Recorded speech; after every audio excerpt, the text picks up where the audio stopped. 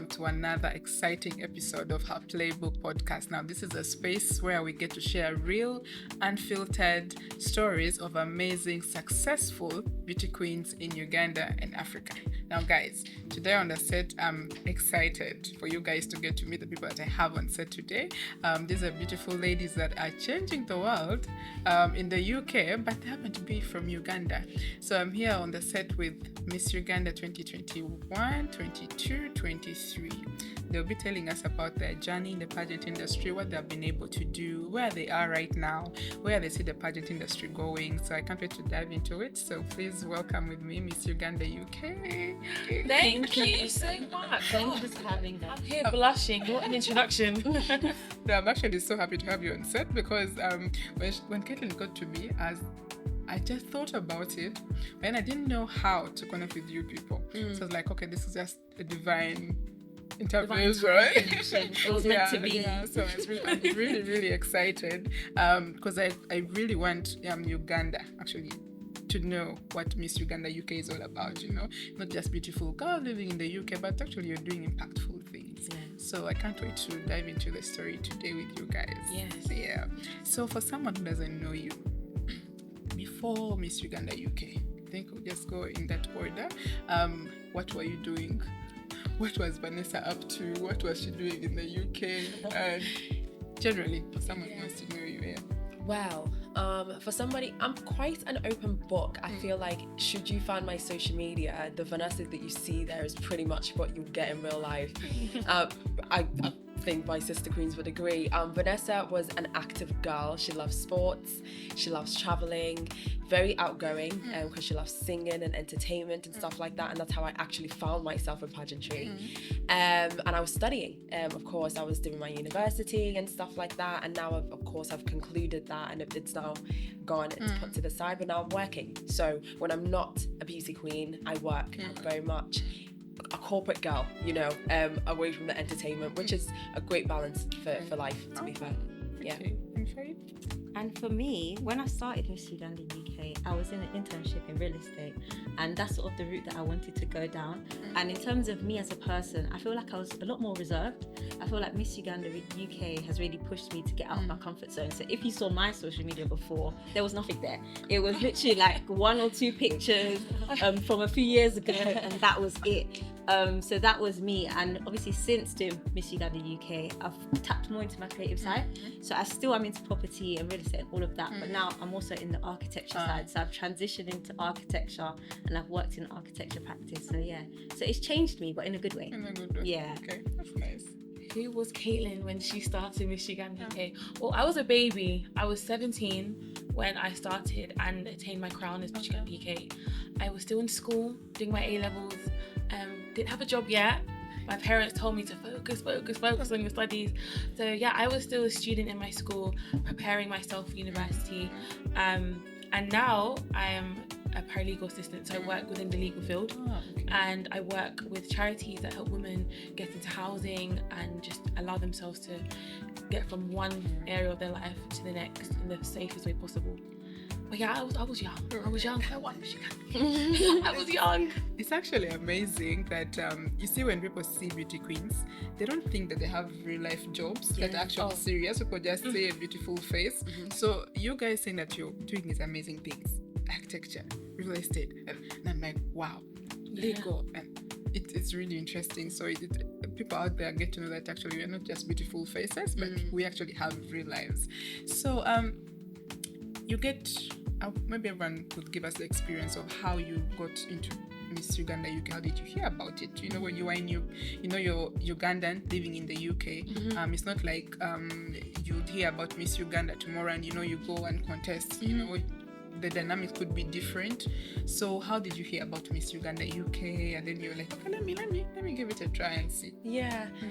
So like I've mentioned before, I was into the singing entertainment side of things, and prior to me going into the pageant industry, I was more into the singing, like you know.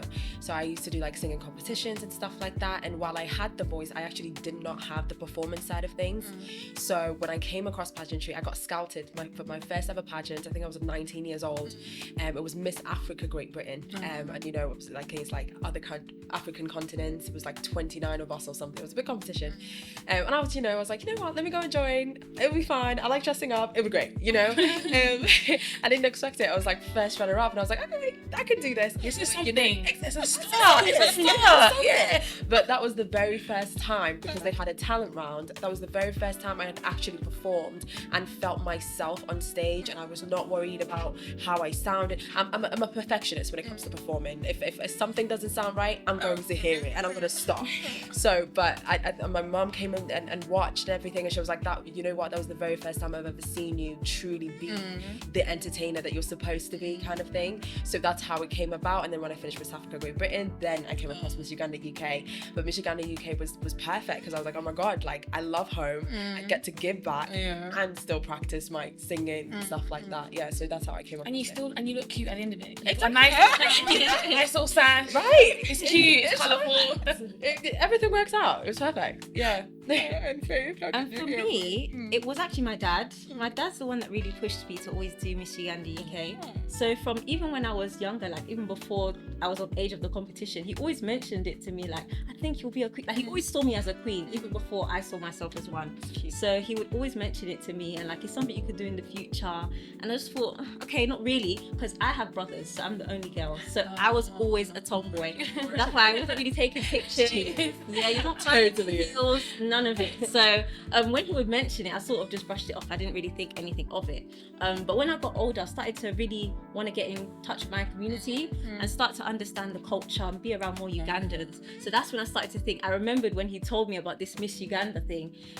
So then I went to a different event and I met one of the contestants, and I was like, you know, I've been thinking about it. So it was just really alignment. So I was like, I've been thinking about it. And she's like, you know what, just come and see and you can go from there. So that was actually the year that Vanessa was doing it. So when I saw them on stage, I was like, Ooh, what's going? yeah. So I saw the dresses, I saw everything, and obviously I was just starting to tap into my femininity as well. So when I saw all of that and I saw the sparkles, I saw the lights, I said, okay, yeah, this is a bit of me. I can tap into this. So then after that competition, then I signed up for the next year, and here I am, basically. Yeah. Reigning queen. Yeah. Oh, for me, I remember the year of 2019, I promised myself to really push myself out of my comfort zone. I've always been a confident girl, like always been one. Always. but I've always been confident in my comfortable zone. You know, Not so stepping the out. difference is, let me try to be confident in my uncomfortable zones. Yeah. And Miss Uganda UK was one of them. I was on Instagram, as any teenage girl would do, and I kept on seeing the application. I kept on seeing it. So it was after school time, and I was just behind for some revision. I was like, you know what, let me actually not revise this session and let me apply. So I went online, I did the application, didn't think much of it at all, and then it was actually my dad. I feel like us three, we have something in common, which is our dads. We are such girl dads. Like, our dads support us so much. My dad was like, no, Caitlin, really chase up with your application. Like, I really believe that you can do this. So yeah, I went for it, had the interview, became a finalist, and my reasoning for joining as well is similar to Faith's. The area in London where I live, there's not many Ugandans. So in terms of like finding that identity outside of me just being Caitlin, born in the UK, go to school in the UK, let me actually find my true identity and understand my heritage. Which I did through the Miss Uganda UK organisation. 13 weeks of just fun training, intense. Let me not get twisted. Yeah. Very intense, the hills. But at the end of it, yes, I got the crown, but I also knew so much about my culture, about my tribe, and about this sisterhood that I never knew about. So it was just a win. So regardless if I won the crown or not, I feel like I won anyway. So yeah. Take us through that process, because you know you're contesting in the UK, but you're actually contesting as Miss Uganda UK. Take us through that experience. Are you trained in your local languages? Do you get to do cultural things that help you tap into your culture from home? How does that whole experience go? Yeah. So when you are training, naturally you have different rounds that you get the chance to tap into your creativity or whatever you're good at.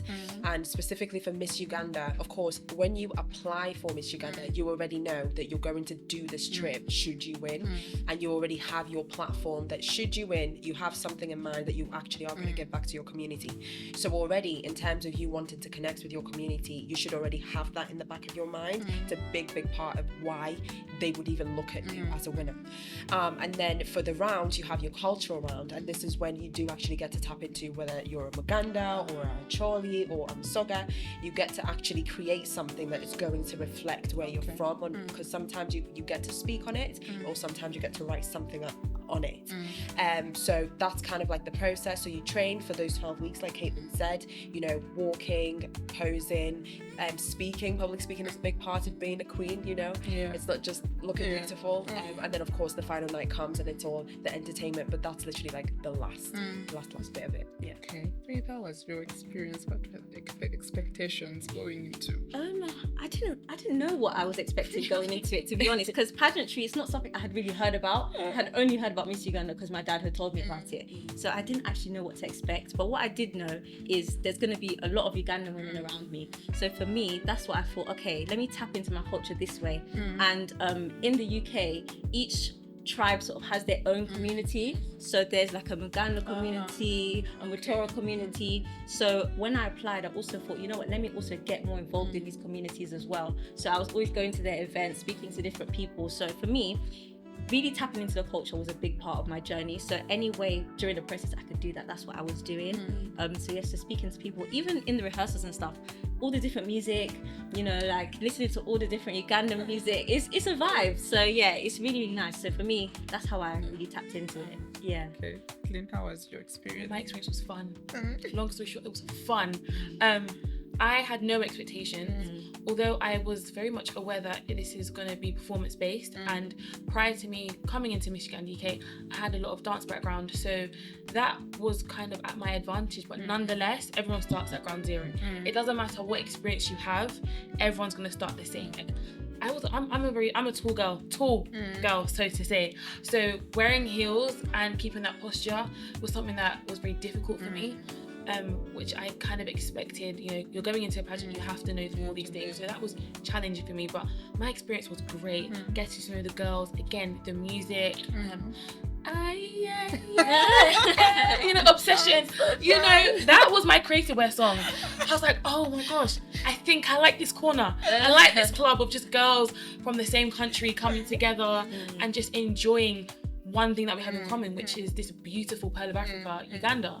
And so from the start to finish, I think 2 weeks before, I kind of forgot there was a competition, because how much fun the team just puts into our sessions. You genuinely forget that, only one of us is going to take the crown. So it was really fun. It was so insightful for me, to say the least, because I got to not only know my culture about the Acholi community, but also everyone else's culture. There was a time where towards the end, we got to bring food, we got to just eat together, just celebrate us, and enter in this new phase of our lives, of this sisterhood that's so intimate that my friends in school, my friends in university, they just wouldn't understand.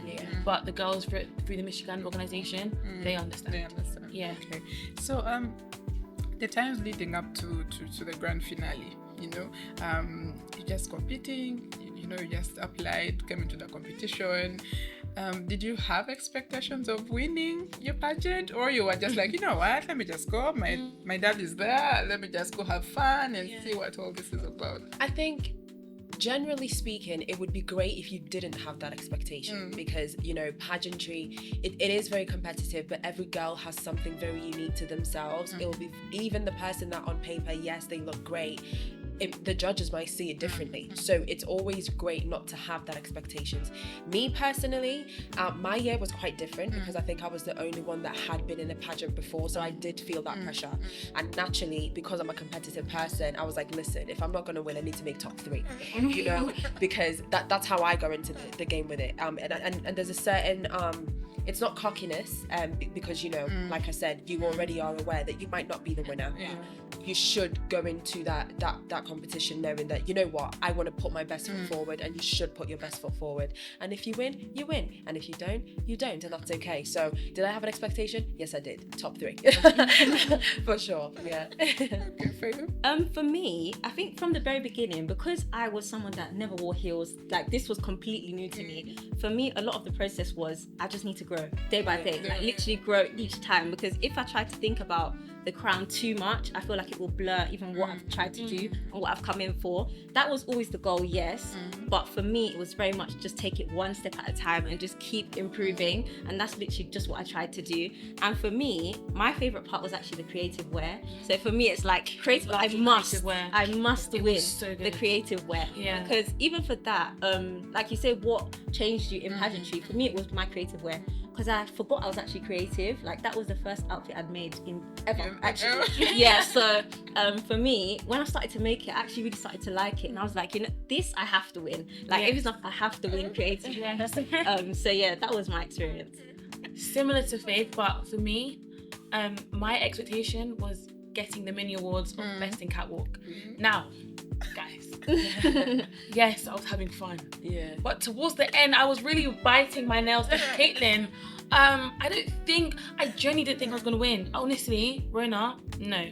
When I was standing on that stage, I said to myself, Caitlin, you get that Best in Catwalk, you get off that stage and you walk home with your head held high. Yeah. They shouted out, Best Catwalk is Caitlin Ochana. I said, yep. I looked at my table with all my family and friends. I said, guys, it's okay. Yeah. I may not get the crown, but I worked so hard on the Best Catwalk. Now, let me even tell you the small story of how I won. Honestly, I did not think I was going to win. When they called out second princess, she was not next to me, but next to the other girl. So she went up. Cool. First princess, she's the girl next to me. So she gets up. I'm like, surely not. Surely they won't call my name. I'm looking across thinking all these wonderful girls. I'm even mentally preparing myself to say congratulations to all the girls. Now, when they said my name, I said, excuse me? Me? I did not think I was going to win. But it just goes to show that when you don't really pinpoint that in your mind from the start, you generally get to embrace the whole experience of this pageant and with this competition, and also you get to work on things that you wouldn't think that you get to work on. Like Faith, she got to tap into her creative side. I got to tap into my catwalking side, because you know, I knew it was a strength of mine, but how can I even better myself in that way? So yeah, long story short, I had no expectations, well, apart from Best Catwalk, but I did not expect myself to win. No, at all. The MC's there announcing. You know, she talked about it. Ooh. The MC's there announcing, and can you quite remember what was going through your mind when they read your name? The emotions, was there ugly crying, the makeup and everything? Do I even remember? I think I cried because there's a picture, because Caitlin crowned me. Yeah. And there's a picture and I'm like really, really like in shock, and you had to come and get me. Oh my gosh, yes. Because I was just like, what do I do kind of thing. I turned Vanessa away and I was like, Vanessa, breathe. Yeah. Cameras. Yeah. Breathe. And I turned her around, put the crown on her head. Yeah, she had to walk me to the center because I was just like, what the. But I think even if you have a good feeling or of you know, the work you've done or how you performed, that crowning moment, no one really prepares you for that. Even though they tell you, yes, walk here, do this, you don't, because the moment they call your name, you're just like, oh, it's happening, and then you just kind of like, straight to work. So she helped me a lot with my final. Thank you. I don't remember anything. What do you remember about your crowning? For me, because before they announced the final crowning, they announced mini awards. Yeah. So for me, I had got quite a few mini awards, but I was like, okay, because I got best creative wear. So for me, I was like, I'm happy, you know. And then I got best evening wear and Miss Congeniality as well. So they were just putting sashes on me. Yeah. And I was like, okay, so now they go into second princess and first princess. So when they announced those two, I was like, I still have a lot of sashes, but I'm not sure, you know, because you can never be too sure. It's like you know that you've got all of these things, but you have no idea how all the other girls have done. Yeah. Because once you finish yours, you're going back, changing, and on to the next. Yeah. So I was like, okay, I feel like this could be me, but at the same time, just keep it calm. Yeah. Keep it calm because you actually don't know. Legit. And then they called my name, and honestly, it's like Vanessa. It's like, okay, what do I do? It's like, where do I go? Yeah, where do I go? Am I supposed to wave? Like, do I wave like this? Like, what am I supposed to do? Yeah. So- We smile out. I'm just doing cheese. then they put the cape on you. It's like, okay, do I sit down? Do I stand up. So yeah, that was me. You know, there is that part where you're standing on stage and you're smiling and your cheeks Start to hurt. It starts to vibrate. Yeah. I can't get it now. I get It it. is. Like, so. Yeah, I think for me, the reason why I didn't think I was going to win, I was 17 at the time. I was the youngest ever to compete for my year.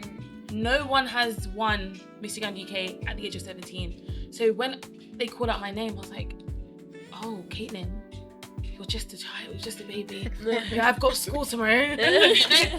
So it's like, I genuinely didn't think that they saw that potential in me, because normally, naturally, like I would understand why someone would think that someone who is 17, who's young, it's not even an adult yet, could attain such responsibility. Yeah. But you know, it takes a special superpower for you to have for not only the audience but for the judges to see. And so I'm glad that they saw that in me. But I did not expect 17-year-old Caitlin to win that title. No. So you win, Miss, you're now a title holder, you know. Your life, of course, can't remain the same. You're not going to be the same Vanessa, the same Faith, the same Caitlin that would just wake up in the morning and go wherever you want to. You know, did you also have like that kind of management where you're supposed to report to now they're responsible for you? Your wardrobe, where you're going, this is your program and all that. Did you have that, and how did you people transition to that life? You know, something about you said that, you're not kind of like the same person you were before it. I would disagree. If anything, you should try to maintain being that same person. If anything, the pageant platform enhances that person. If you were a selfish person before, you're going to be even selfish again, and even more. And if you're a kind person, again, it's going to be enhanced.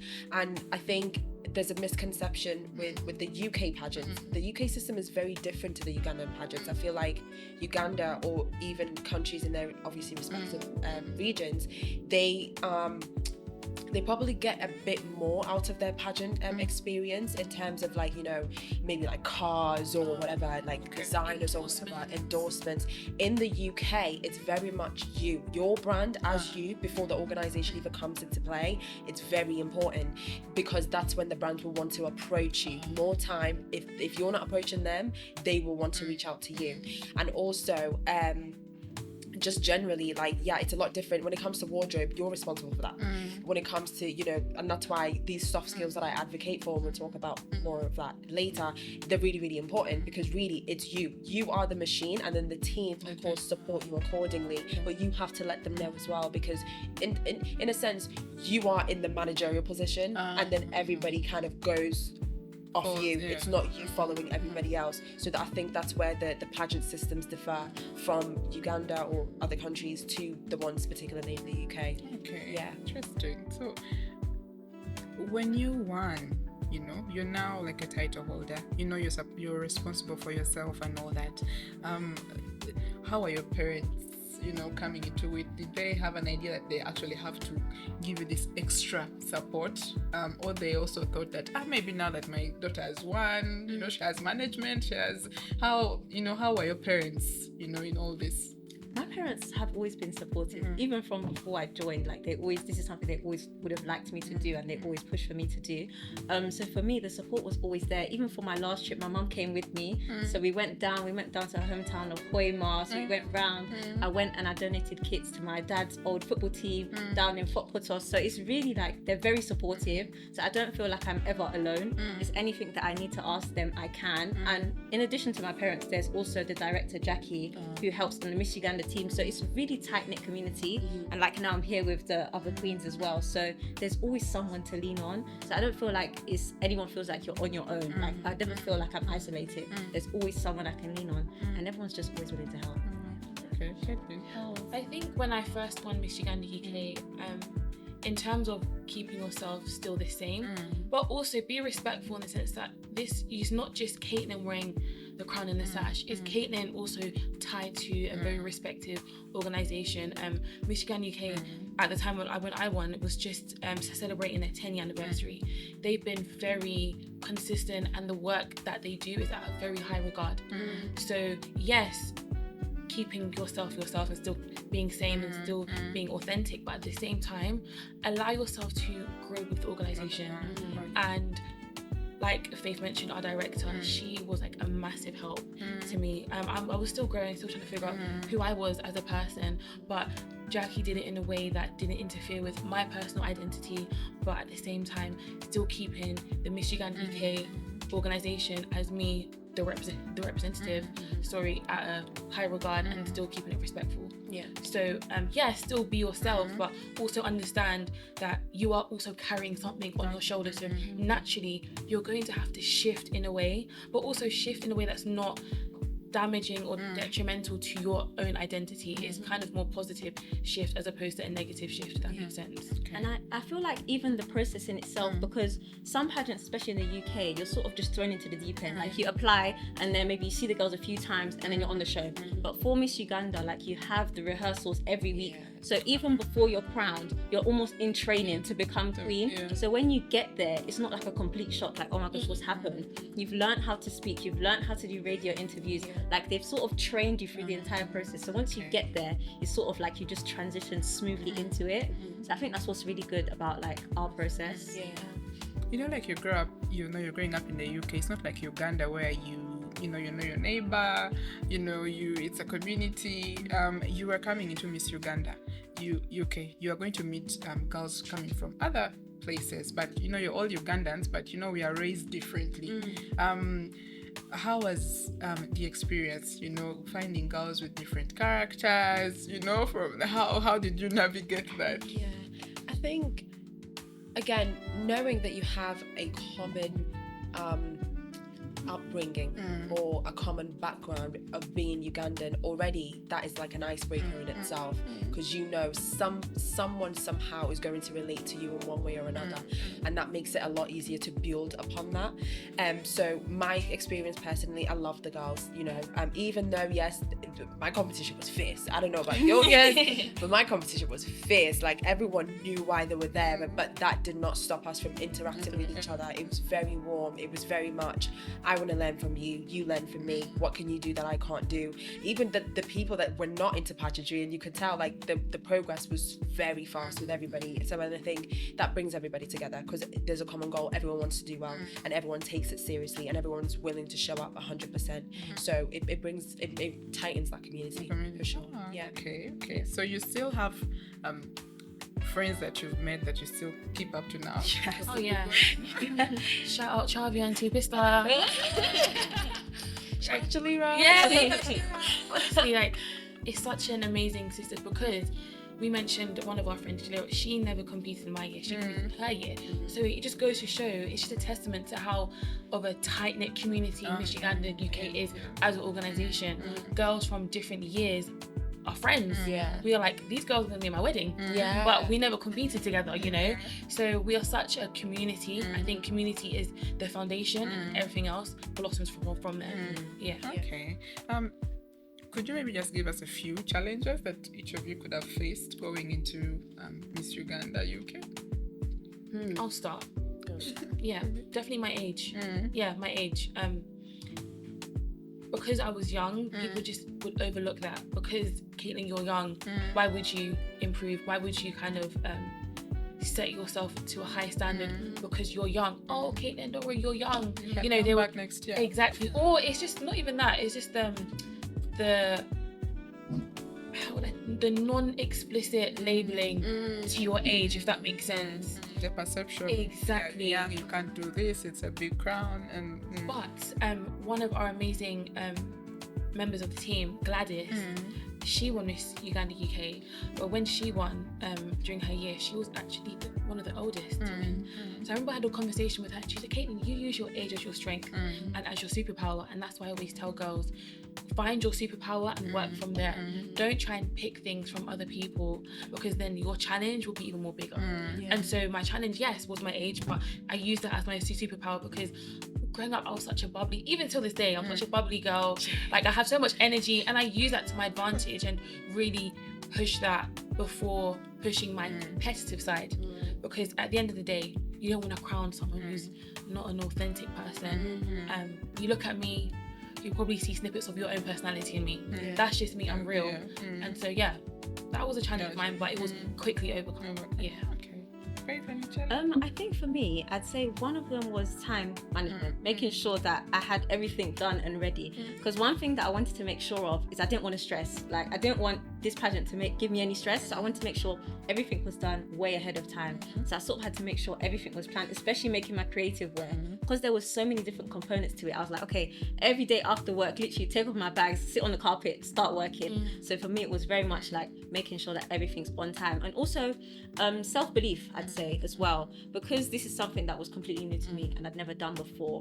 I didn't want to think that I can't do it. So for me, that's why I said that for me it was a lot of just take it one step at a time. So it's like, okay, this week you learned how to stand properly, next week let's learn how to walk, next week let's do the dance routine, next week so it's every week I was like, okay, let's just work on something different. So then by the time I get there, it's like I've grown. So for me, a lot of the process was just growth. It's like, make sure that you grow, because if you make sure that you grow, you win regardless. So that's always something that I want to push for any girl that's getting into pageantry. Like, just put your all into it, because you can't lose that way. I think specifically for me, it was that pressure that I spoke about before, because in my particular year, like I said, I had competed in a pageant before, and you know, I had expectations from my mom, because she was like, you're this great performer, I just know you're gonna do well. Like, my mom, I'm already a winner in her eyes, so it's like, everybody else, do what you want to do, do you know what I mean? So, and then obviously I think as well for me, I was like, okay, I feel this pressure, but also I didn't want to come into the competition thinking I know everything already. And I think for me, it was a matter of keeping myself humble throughout the whole process and knowing, you know what, everyone is starting from scratch. Don't come in thinking, oh, you've done this before and you can, you know, just gonna like bypass all these girls. For me, it was definitely just keeping myself grounded. I think that was, I wouldn't say it was a challenge, but it was definitely something I thought about every single day, because I didn't want to come across like, listen, all of you go home. Do you know what I mean? Because that's also a bad thing. It's a bad thing. And it's so funny because my parents are so real with me. On the day of the competition, so we had a round, it was called R3. And we had to make something out of something else that you already had. And my outfit was banging. Like, listen, I'm naturally a confident girl. If I look good, I don't care. Like, if you didn't come dressed, that's not my business. You know what I mean? It really isn't. So, like, I was feeling my outfit, I was bouncing on stage. And I remember my mom texted me. And she was like, you're coming across arrogant. Check that. You know what I mean? So she was like, I think like I've been lucky to have a family that, you know, as much as they hype me up, they also bring me back down if, you know, I'm getting a bit over the top. So yeah, being humble and consistently saying that was my... You have to, because it's like, you're only wearing this crown and sash for a year. 100%. This is not a permanent thing. So I think you have to be very careful with your ego. Yes. It's human nature to have ego, but it's not human nature to acknowledge you have ego and then push it up. When you push it up and it's time for you to come back down to reality, the people around you only know you from when you had a high ego. That's not a cute look, guys. It's not a cute look at all. No. So yeah. And that's only one part of it as well, because it's like, okay, you look good on stage, but why did you apply? What are you here for? We've all come for an actual cause. So it's like, okay, you look cute, now what? You know what I mean? So also remembering, what are you here for? Why did you apply? That's important as well. That takes me to the next question. You know, when you're not a beauty queen and just like a normal, you know, person, there are things you see happening in the world and you feel like, I wish I could change it. Maybe I wish I could do this. I wish I could, you know, impact. I wish I could speak, but you don't have a platform to use it. So what are some of those things that you as individuals had that you felt like, okay, I think if I had a platform like Miss Uganda UK, I would actually have a voice to speak about? I think it's very important to realize that you don't need it's not a necessity for you to have this crown for you to actually speak on something. I think people should I should encourage people to want to speak out about certain things that they genuinely feel like are important in the world. However, what does the crown actually give you? The crown, I guess, would give you accessibility to certain positions or places that you wouldn't necessarily have if you were a normal person. Hence why so many girls want to go for it, because it's a fast track to the change that you want to see. So particularly for me, and like I said, I already studied here before I went to the UK. I studied at Gayasa Junior School, Gayasa Girl.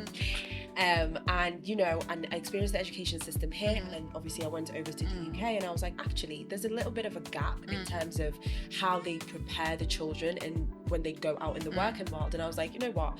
Yes, we love our hard skills, we love our English, maths, whatever. I can be an engineer, doctor, whatever. But really and truly, when you go out in the working world, for you to actually have longevity there, it's the soft skills that get you there. This is your confidence, your interpersonal skills, your customer service, if you're selling stuff, and I just feel like they didn't concentrate much on that. So I was like, you know what? Let me bring that over here. And that's what my campaign has been this whole entire time with Miss Uganda UK.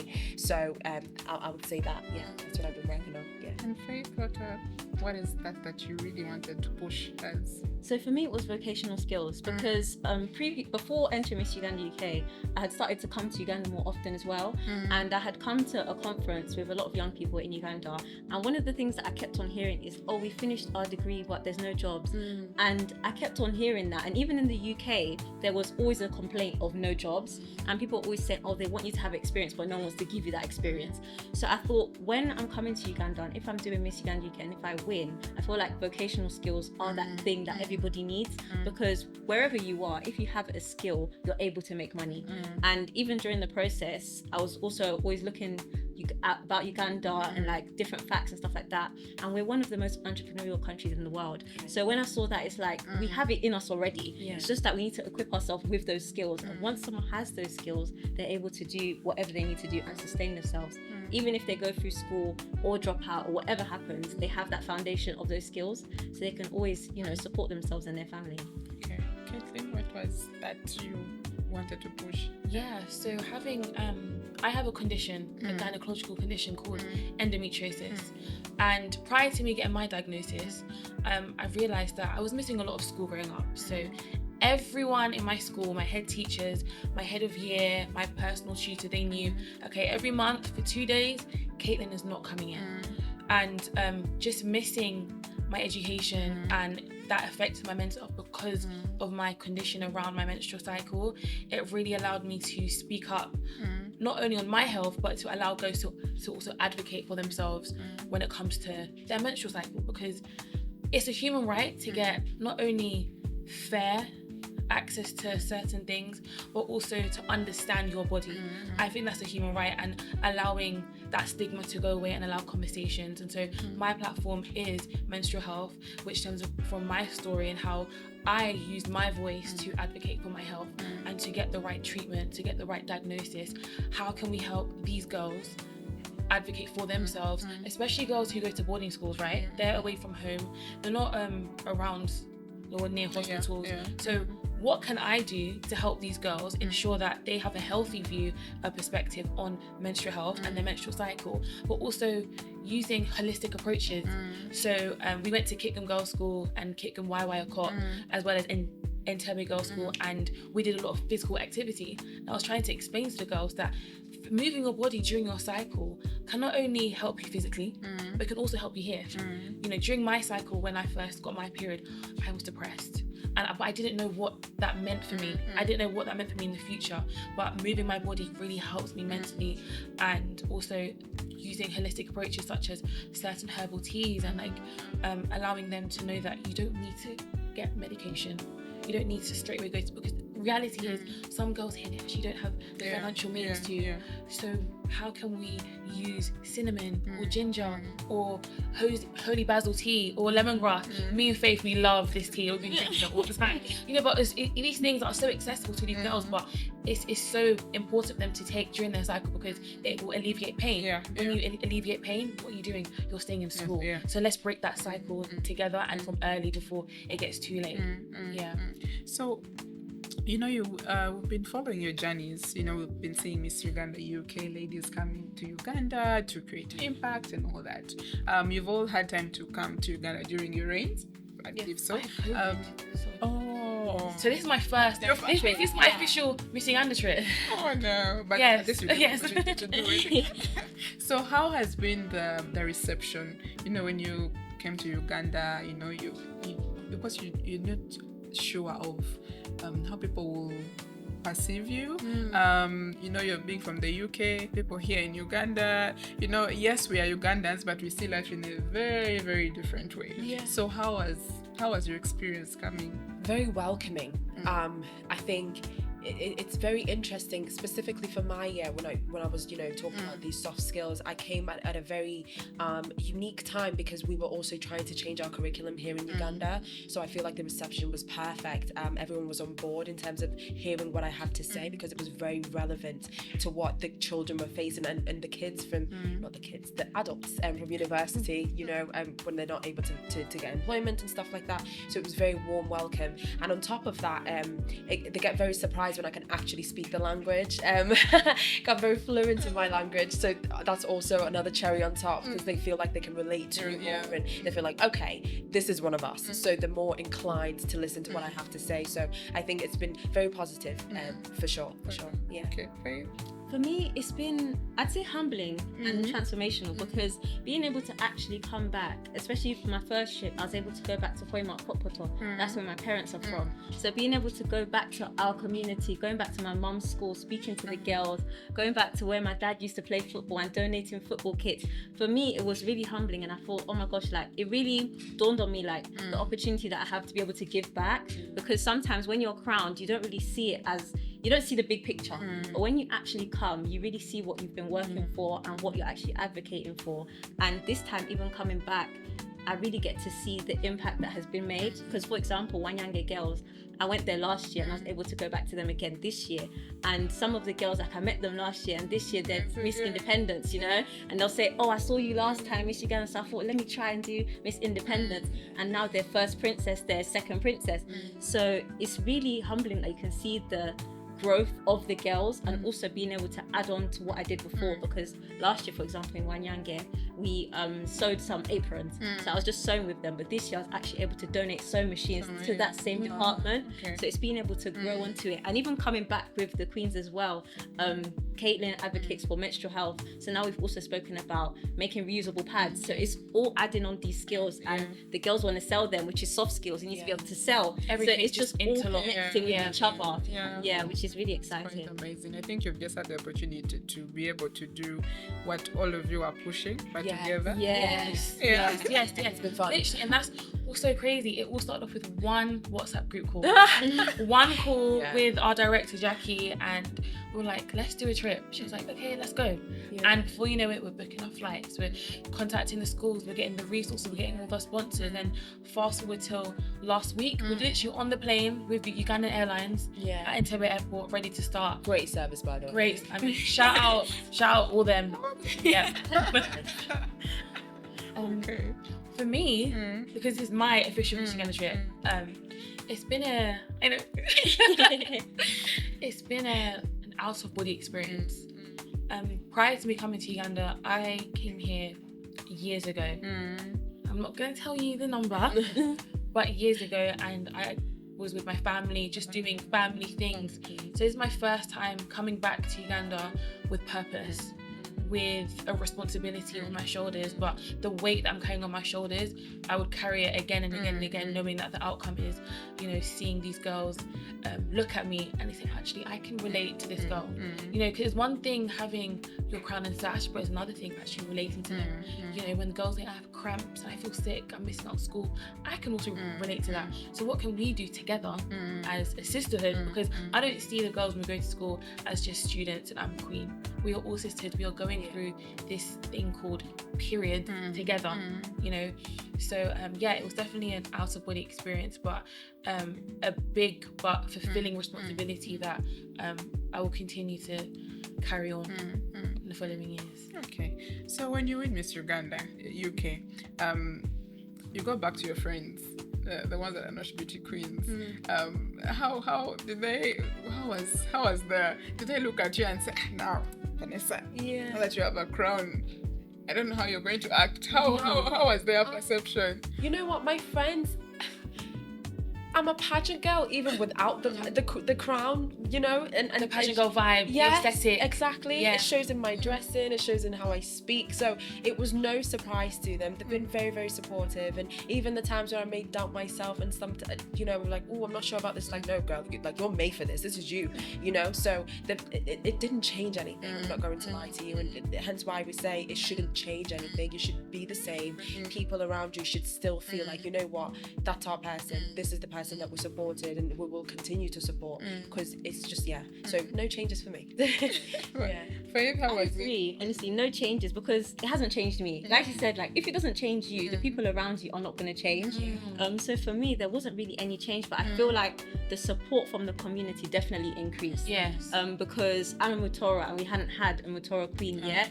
So being able to like go to them and they're like, you know, they have that sense of pride, like this is our queen, like So when I went to Tora, I went to the palace and like they're all sharing the videos, and that real sense of community, I feel like that's what changed, and I felt a real sense of support from my community, which was really nice. Just bouncing off to what Faith said in terms of community, I was like Faith, I was the first Acholi girl to ever win Miss Uganda UK. So that was like a massive win for not just me and my family, but for my community.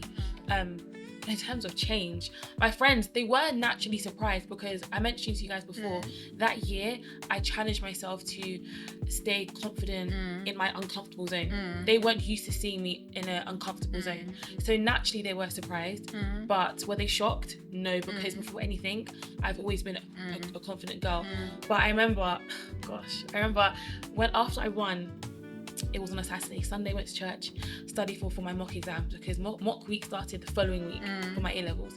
Went in, did my exams. There was a few congratulations here and there. I tried to like, hey guys, it's enough, like please. And then we had assembly. No, Rona, we had assembly. I was now in the back because I was year 13. So I was like, we're at the back. And there's announcements, and a picture of me winning comes on the board, on the screen. My head teacher, massive congratulations to Caitlin Ochana for winning Miss Uganda UK. Everyone turns around. And I'm like, okay guys, here's the love. But so that was like a small adjustment of that, the overwhelming attention on me. But in terms of the support, it was overwhelming, but it was so nice to kind of receive it, because it was so warm and genuine. But my head teacher, he was sneaky for that. He was really sneaky for that. So this question goes to you too, because you've had a chance to hand over. You're still a reigning queen.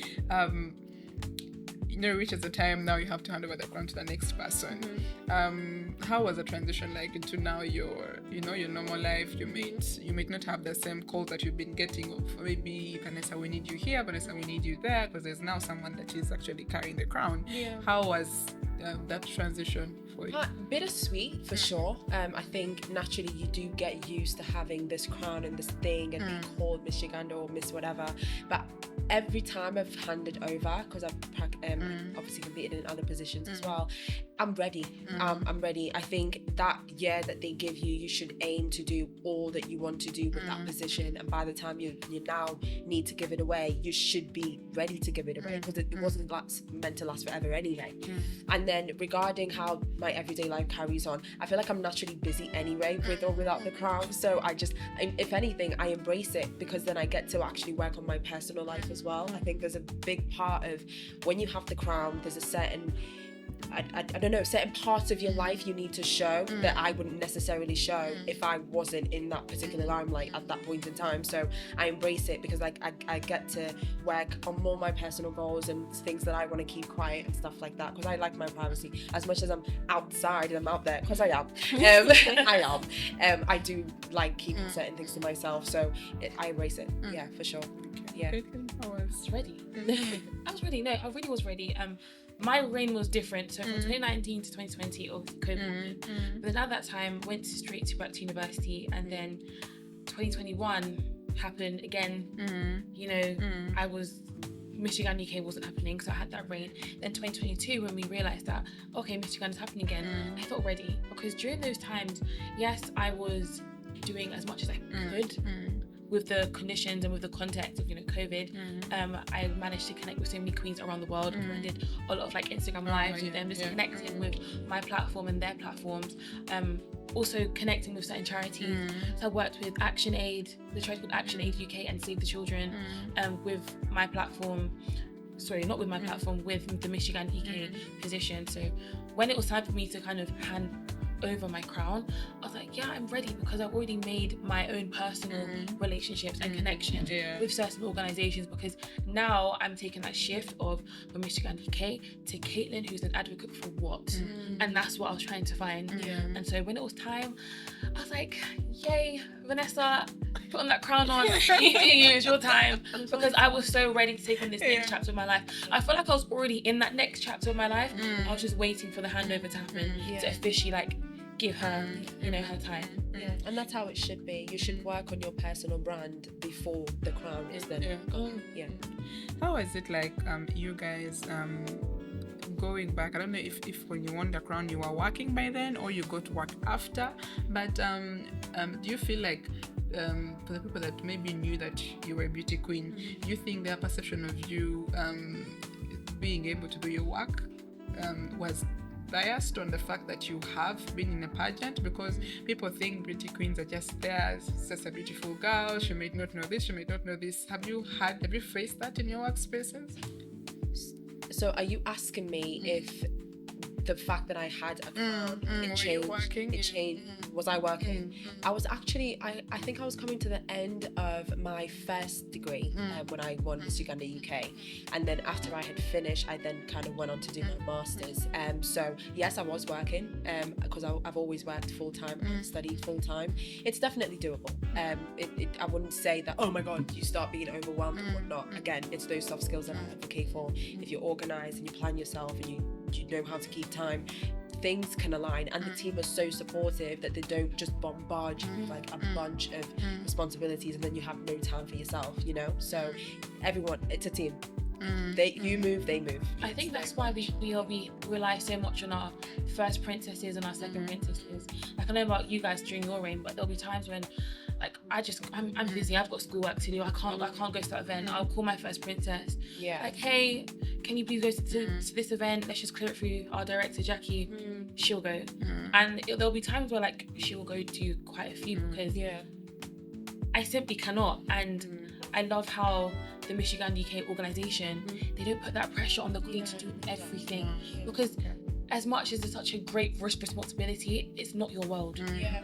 Before coming into Miss Uganda UK, you had commitments. During, you have commitments, and guess what? After, you have the same, even bigger commitment. So that pressure will definitely not there, and it's not.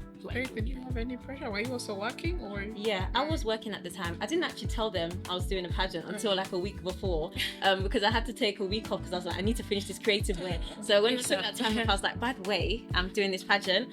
So it didn't really change much because I was sort of still doing everything the same way.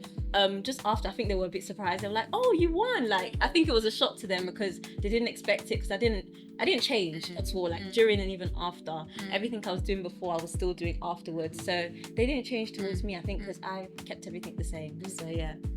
How did pageantry affect your personal life? Because with pageantry, you're opening up a part of your life to people outside that you could, like she was mentioning, things that you would rather not show if you were a random, normal person. How did pageantry affect that personal life about you, sharing things and coming out? Did it have like any effect on your personal life as Faith? We're getting deep today, isn't it? We're getting really deep with these questions. I don't think it necessarily changed anything, because like I said, when you're going through the process, you begin to grow. So even before I was crowned, like I started to become a person that would share more. I started to, start to do all of these things. So when I was crowned, I sort of just continued on that journey. And also, you show what you want to show, because no one can force you to show anything that you don't want to show. So there's also a sense of keeping your boundaries. You're like, I don't really want to cross this line, so that's a line I'm not going to cross. So it's really just sticking to your boundaries and knowing what you want to share, what you don't want to share, and just sticking to that. But at the same time, knowing that you have a title and it almost is a responsibility to sort of show up for people. So having that balance, I think, is important. Okay. Sorry. I think for me, definitely when I took on the position of a leadership role, I was showing things that I would not show anyone. I mentioned before how I have a condition with endometriosis. I have a platform where I definitely do empower young girls and women to advocate for themselves when it comes to going to the doctor's room or just advocating for their health in general. And it just goes back to the whole statement, women empowerment. We hear it in the pageant scene all the time. Women empowerment, blah, blah, blah. All this strong, women empowerment. But what does it mean to empower women, right? And so I found myself sharing my story of me in hospital, in my hospital gown, with IV drips on. That was way more empowering than me showing, that strength, because so many girls go through this and they are very silenced by it, and them seeing me, who have such an important role, go through this hardship, they can relate to me in a very intimate but very authentic way. That it takes strength to share your story, and because now you're opening more doors and creating that conversation with so many people. So yeah, you do, share a lot, personal stuff, but at the same time, what Faith said, you can decide, and you have that power to share as much as you want, and I get to share as much as I can to ensure that the community I have created, they feel seen, they feel heard, and they feel like actually what I'm going through is not normal. Caitlin's going through it, she shared her experience, let me do something about my experience so I can kind of minimize the trauma that she's going through right now. So yeah. I think for me, and when I said, there's certain parts that I wouldn't want to necessarily share, I'm the type of person where it's not like, I'm hiding something, I think I'm the type of person where I don't want to announce something until it's done or it's completed. So I feel like when you're out of the limelight of being a queen, you actually get to work on that process before everyone has their 2 cents, before something happens.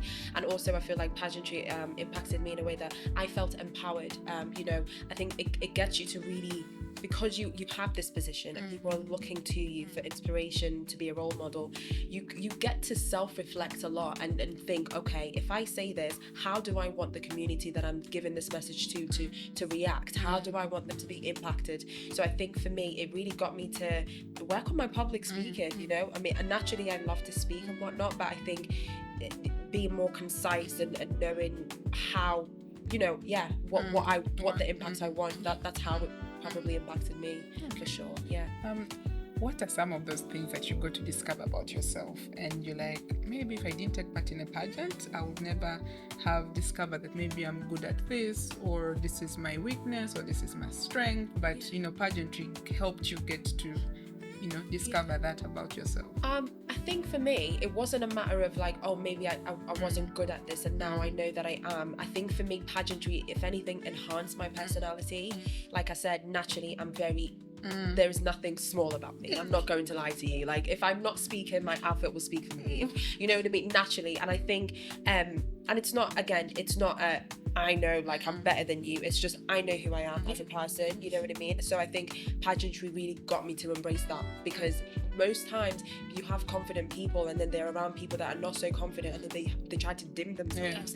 You know what I mean? And that's a real issue. But I feel like for me, pageantry was no, you know exactly who you are, so you need to act accordingly, kind of thing. But pageantry helped me work on my performance, because like I said, that's the reason I went into it. In terms of my singing and stuff, I feel like as I competed, the more I competed, the more I got comfortable with being on stage and not being scared of performing.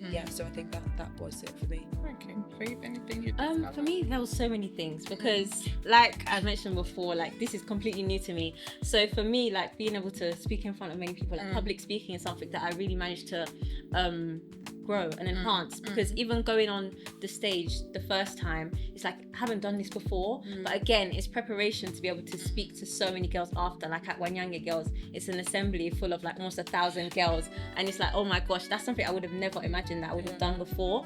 But this opportunity has given me the chance to do that. And creative wear, like I said, I knew I was creative, but I kind of forgot about it. So being able to do that, it really tapped into my creativity, and even fashion as well. Now I'm actually get it, jewelry. It's a bit of me. So all of like the fashion and everything like that, like I really love it now. So there's just so many things. Even the sisterhood, like coming here with different queens. There's so many things I could name, honestly. Yeah. So yeah. Okay. The sisterhood is so important. Like we literally would sleep in the same bed. Yeah. Literally, I would know. Honestly, like what 2 nights ago, it's happened like twice now. We have our own room. Legit. While we're talking, I'm like, Vanessa, do you want to come share this bed with me? Yeah. And I'm like, Faye, she's like coming. So like the sisterhood is so like intimate, and like I said, these girls are literally like my real life sister. Any guy that's out there, please, you are third place. I think for me, with pageantry, it made me realise how resilient I am as a person, as an individual, and also I knew my public speaking holds weight when I speak, because I think prior to doing pageantry, I was always student council, head girl, head of student voice. I was always the head of something, always using my voice to influence or to do good with my voice. But with pageantry and just further practicing and solidifying that skill allowed me to realise that every time I walk into the room, this holds so much weight, you know? So that responsibility, at first, when you do realise it, that self-acknowledgement can get a bit overwhelming, but when you kind of receive it with kindness, instead of receiving it with just like an overwhelmed emotion, you really carry it with such grace. And that's what pageantry has made me realise, that I can carry so much leadership and so much weight with grace, and also show kindness throughout that journey. Okay. When you compare our pageant industry in Uganda and the UK pageant industry, what are some of those things that you feel like, okay, I miss, if I took part in a Ugandan pageant, I would have opportunity to this that is not in the Right UK. off the bat, you get to go to Miss World. We Miss don't. World, like, we don't. wow. It's so, I don't want to say we don't, but I guess we have to take a different route. And the fact that, you have to stay there for 2 years before you kind of compete and stuff like that. The year that I came here, I actually got to see the Miss Uganda camp. So cool. So Stunning. cool. You have your camp, you have the girls, they get to stay together, and and then the final night, everything just comes together so well. And then of course Miss World, it's the dream. Miss World. It's Miss World. And then for us in the UK, we have that sisterhood. The team are, of course, they're very on it, but given the fact that the UK is very fast-paced, people live in completely different places, and it's the same here, but like the lifestyle is completely different. We couldn't have a camp the same way that you have here. So again, that's literally like, we need to go to this place. Come to do something. Please. Something. Anything. Like Give my us dream, something. like Okay, go. my dream is definitely to like represent Uganda on the international stage. Hundreds, yeah. Supra. Yeah. Your camp. Hello, I'm calling for Uganda. Any difference you saw? I'd say the camp as well, because obviously we do rehearsals, but you guys have like a full-on camp, and the girls go and stay there. And I feel like being also away from home and being just around your sisters, I feel like that bond is even tighter as well. And being able to grow as a young woman, because maybe they haven't lived away from home before, but now you've gone out of home, you're going to this camp, you're learning so many different things, you're meeting new people. That's something that we won't get to experience, and I feel like it can really help you grow as a woman as well. So I think that's the one thing that I would miss, and I wish we just completely interrupted you. And I think in addition, even though we do train to a high level, because we do, the Miss Uganda team, the Miss Uganda UK team do not mess around. I feel like the differences with the Miss Uganda pageants here, they don't just train you at the national level, they'll train you at the international level, so that like should you win, you actually can already compete with these people at the top when you do get to, I don't know, Universe World or whatever. So that's also a distinct difference that we have. Love it. Here for it. Yeah. I mean, I definitely agree. The whole camp, I think the Ugandan camp for Miss Uganda, what from I've seen, very intense. I think the UK culture before pageantry, just UK culture, will kind of, if they were to do a camp for any pageant system, it'll be a little bit more softer.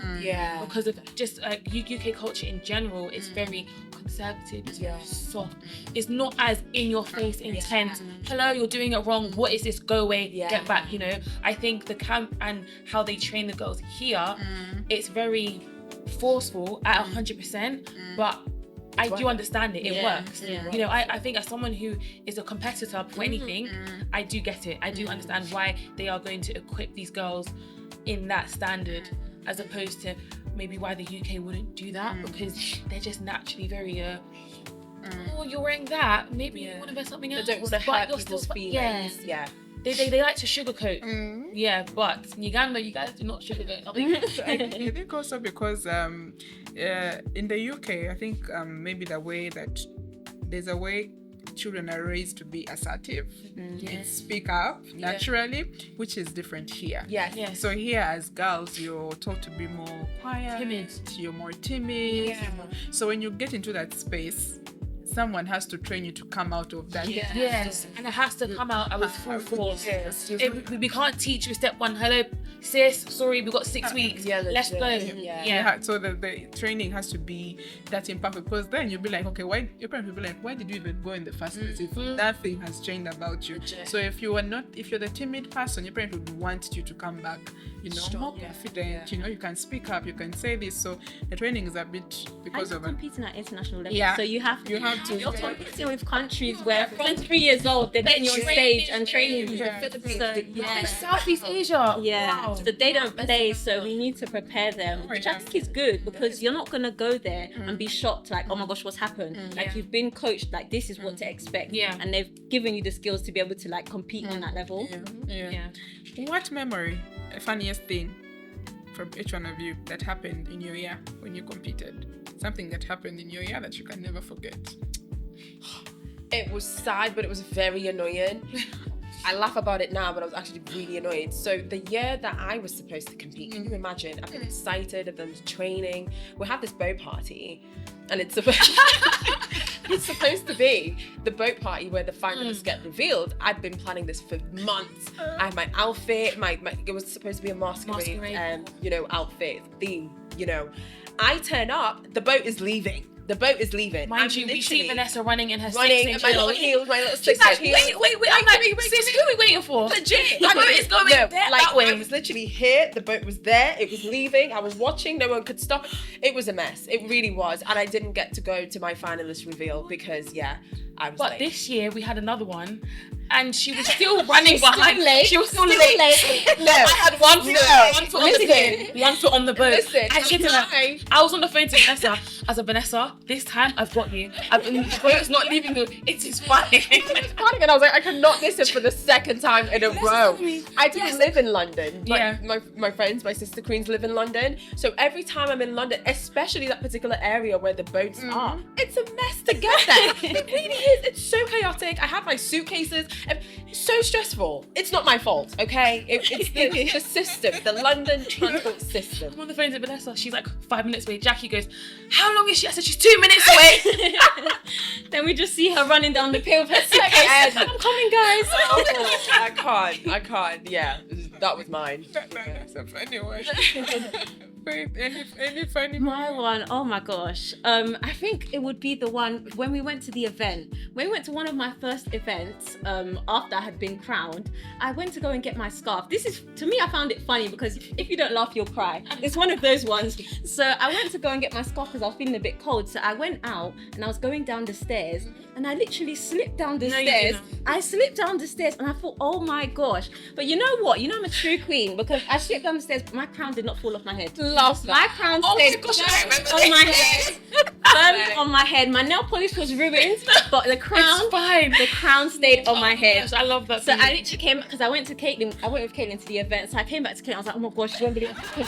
I literally fell down the I was stairs. saying it. She said that. I felt that. I said, no, you didn't.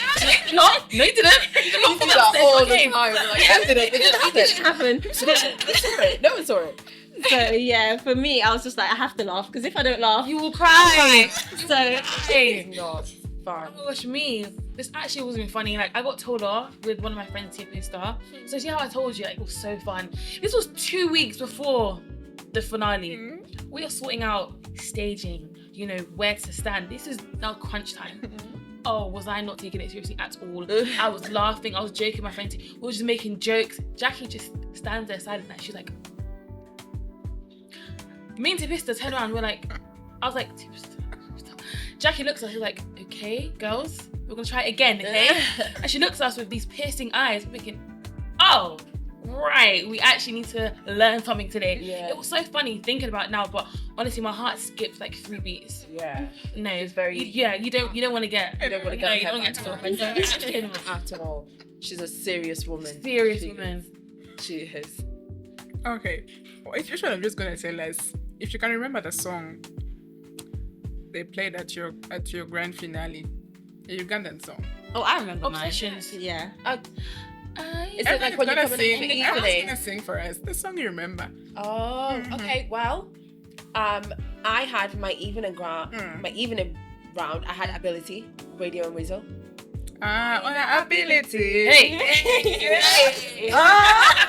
Whoa, cause it's opportunity. Yeah, that was mine.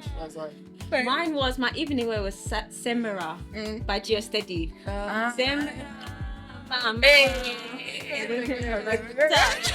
So that was mine. And you know when you're there in your gown, it's so slow.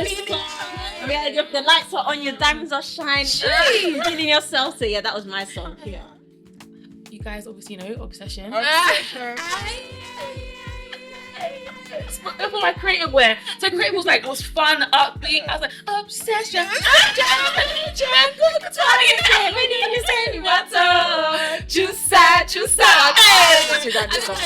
When the chorus came on, I was like, yes. And I was like, that song, it reminds me back of my childhood. So like growing up, you just hear it on the radio. And also, one of my other creative songs which I was going to use was Digga-da, digga-da, digga-da, digga-da, digga-da, digga-da, digga-da. You know, so these music, it reminds me of like my childhood and growing up. So yeah. Were these songs that you guys chose or they just happened to be? We chose. So you guys get listen to Ugandan music.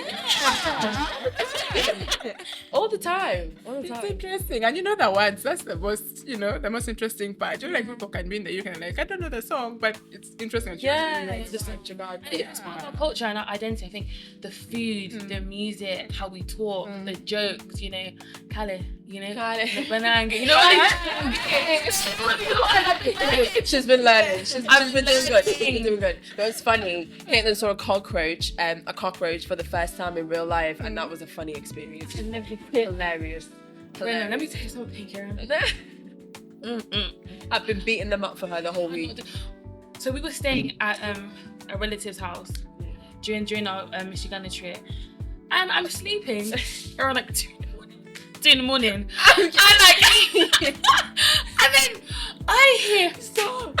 No, it was like what the hell is going on? So I was like, Vanessa, are you okay? No, I was she was not. Like, the thing is, she was so calm. She was like, just killing some cockroaches for you.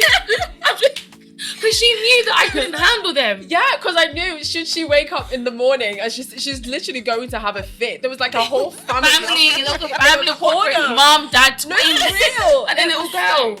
It was funny. She just woke. It was 6 o'clock in the morning. It was the cockroaches they were in a family. They were a family. No, they fully were. Family, and maybe the grandma was there too. The baby was definitely there. Listen, these cockroaches here are strong. Yeah, They're big. They have that size cockroaches. Don't get me started on my mosquito bite. Come on. Listen, these mosquitoes. She's getting much blood. They must be sweet or something. No. Have you seen the flying ones? Cockroaches. I wasn't even scared. I was in shock. I was like, what am I seeing? Because in the UK, the biggest insect fly is probably like this big. Yeah, and it's rare to see it. It's rare to see. We only see it in the summertime in the fields, not in the city. But it's not in your house. I've seen during this trip. Even the lizards. Even the lizards sitting in the living room and the lizards. She's so fascinating. Our director, she goes, yeah, lizards are here because they're like mosquitoes. I'm like, we're saying it so calmly though. What?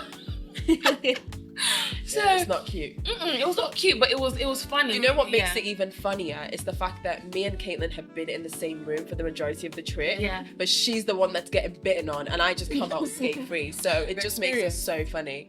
You're good. So evidence. So, what's your favorite Ugandan dish? Matoke. Yeah, Matoke. All of you? No. Posho.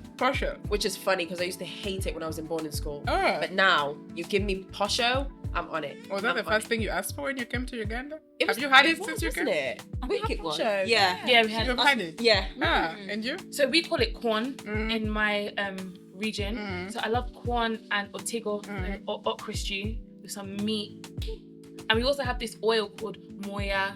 So I like to have corn, beans, and moya. With a moya, those who know will know what I'm talking about. They will know. And of course, mandazi. I mean, you can't go wrong with some mandazi. Have you tested the Rolex? Not Yeah. We've had everything. We've had the maize though. We had like casodo mochi, something like that. Yeah. Ooh. I like that. Munch that quickly. Tell about Rolex before you leave. Yes. We haven't had chicken. We tried this chicken shop. Chicken tonight. Chicken tonight. Yeah. Yeah, that was yesterday. We came home. That was came home late. That was so good. Because back in the UK, KFC, that's it. But chicken tonight, I mean, shout out you guys. Next time I come back, I'll come back to you guys. First visit. Yeah. So before we close the show, and we could just for a whole day, I want you guys to say hello to your people in your languages. Okay. So you're gonna look in that camera and say hi to your people.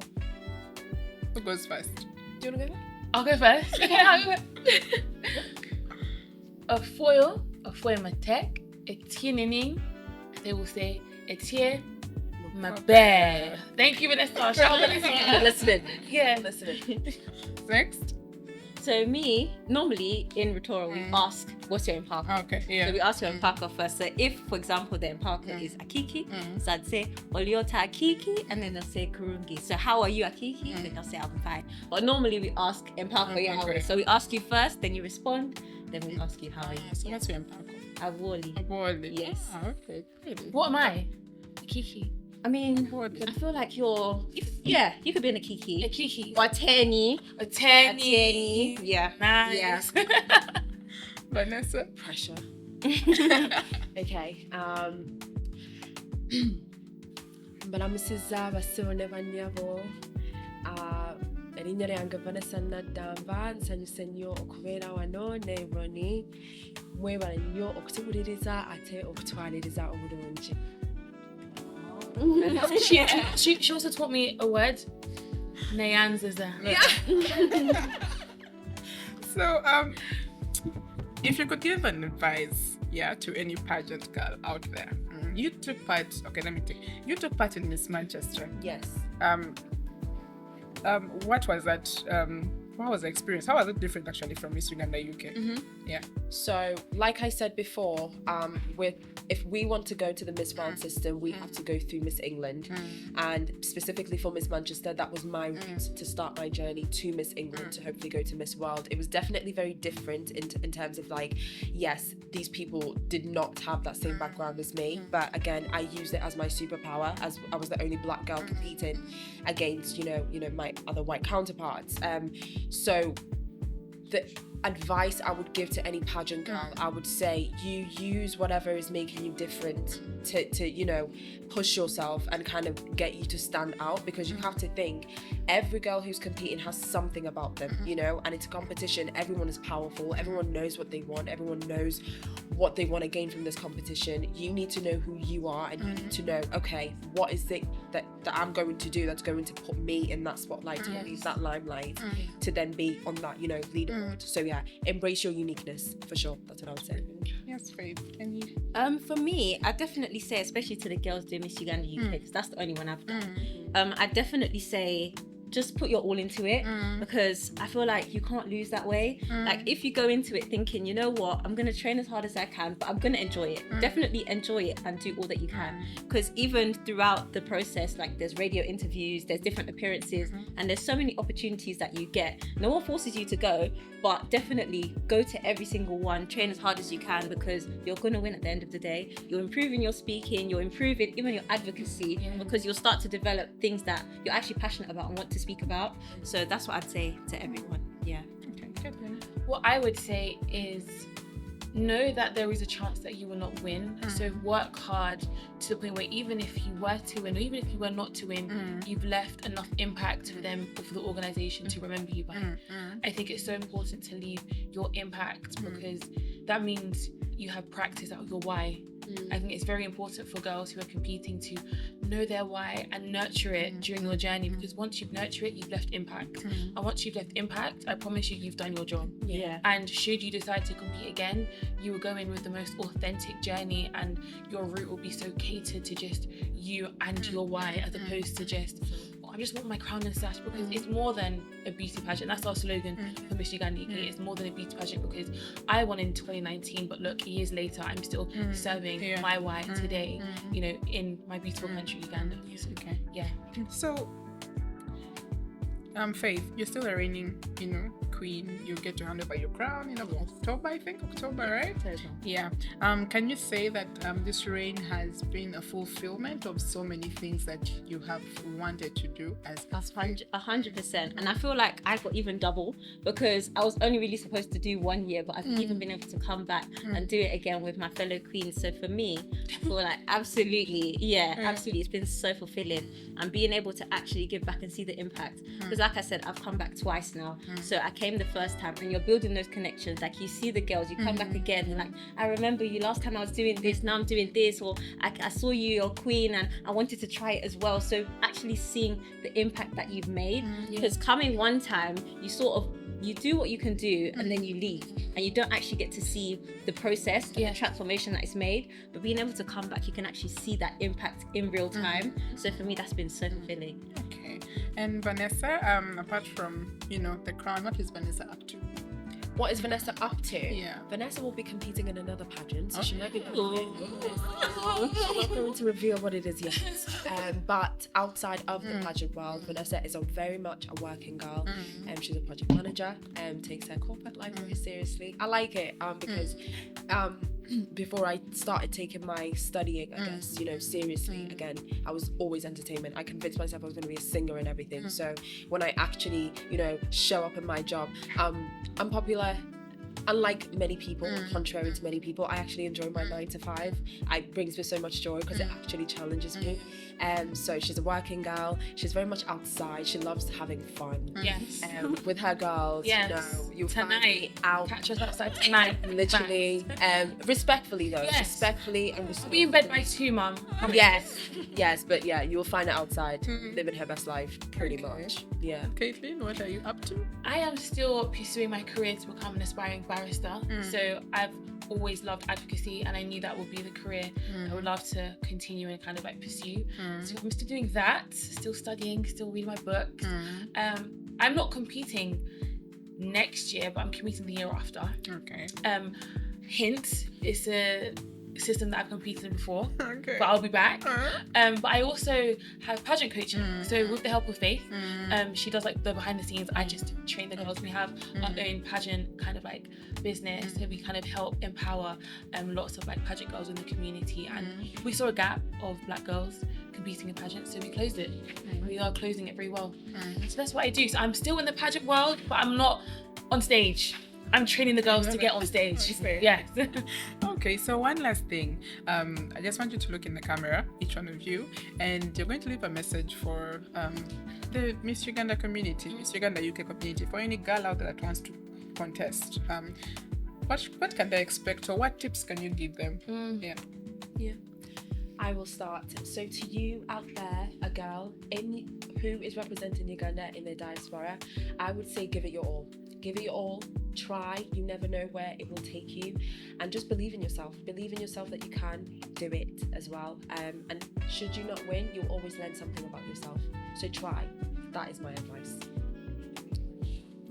What I would say to any young lady or girl out there, you have it in you. I feel like everyone was born with a seed, and you know when you plant a seed, there's a tree that can grow out of it. But unless you actually water that seed, you'll never know what's inside of it. So I definitely say do as much as you can, expose yourself to different opportunities. If you're not a pageant girl, if you're a sports girl, go and do that. If you're someone that likes to do poetry, do that. But just expose yourself to different things and keep watering that seed that's inside of you, because it will take you places that you can't even imagine. Yes. Absolutely. My advice to you, sis, and yes, we're all sisters here, is to I dare you to dream big. Because when you dream big, the possibilities of your success is just countless. And as a Christian, I go by this one biblical quote is Psalm 46:5. God is within her, she will not fail. You know, there comes to times where we do not get the outcome that we expect. Failure is not just you seeing yourself as not winning, it's just God redirecting you for a greater, you know, purpose. And, you know, without a test, there's no testimony. So always keep that in your heart. Yeah. Okay. And just let our viewers know, you've been in Uganda for quite some time. What have you been up to? For someone out there to know what Miss Uganda UK has been up to for the few days that you've been here. Yeah. So me, myself, and my sister queens have been in Uganda for over a week now. We've been representing different regions. We've been to Kitgum and then Central and then of course Ginger. And we came here with a mission to advocate for soft skills, advocate for vocational skills, and also advocate for menstrual health. Under one umbrella term, we're here to empower young girls to be themselves, to be their confident selves, to advocate for themselves, and to just show up as the best selves that they can be in this world, whether in school or outside of school. Yes. Thank you. Anyone else add anything else? Oh, she said it all perfectly. Right out of my mouth. So as much as I would want to be here and just the whole day, Same. They'll trust me up. But sadly, we have to say bye to our viewers. But thank you so much, guys, for coming through. You don't know, my heart is full, actually. Thank you for having me. So I'm so happy to have you on the set and telling your story, the fun things. It's been crazy, but it has been a very, very nice moment. And I know that people out there, when they watch this episode, they'll get to have a different feel about Miss Uganda UK and what it's all about. And that's the main aim of this whole podcast, to showcase and tell the stories of, you know, African beauty queens around the world. So thank you so much for joining us. Thank you for having us here. Thank you. And I'll leave you with my 2 cents. The crown may be temporary, but the impact lasts a lifetime. Yes. See you in the next episode. Bye.